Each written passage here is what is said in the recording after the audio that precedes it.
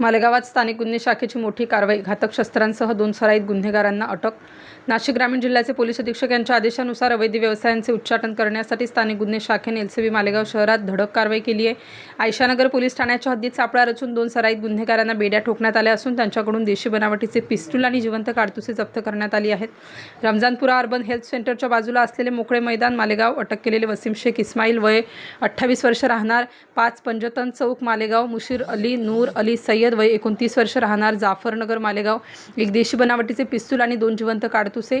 दिनांक 21 मे 2026 रोजी स्थानिक गुन्हे शाखेच्या पथकाला गुप्त माहिती मिळाली होती की काही संशयित तरुण आयशानगर हद्दीत घातक शस्त्रे घेऊन फिरत आहेत. मिळालेल्या माहितीनुसार पथकाने सापळा रचून या दोघांना ताब्यात घेतलं. झडती घेतली असता त्यांच्याकडे विनापरवाना अग्निशस्त्र आढळून आलं. कायदेशीर कारवाया. दोन्ही आरोपींविरुद्ध आयशानगर पोलीस ठाण्यात भारतीय हत्यार कायदा कलम 325 प्रमाणे गुन्हा रजिस्टर नंबर 74/2026 दाखल करण्यात आला. अटक केलेले दोन्ही आरोपी हे सराईत गुन्हेगार असून त्यांच्यावर यापूर्वी मालेगाव शहरात जबरी चोरी, प्राणघातक हल्ला आणि गंभीर दुखापत यांसारखे अनेक गंभीर गुन्हे दाखल आहेत. Star news bureau, Nashik.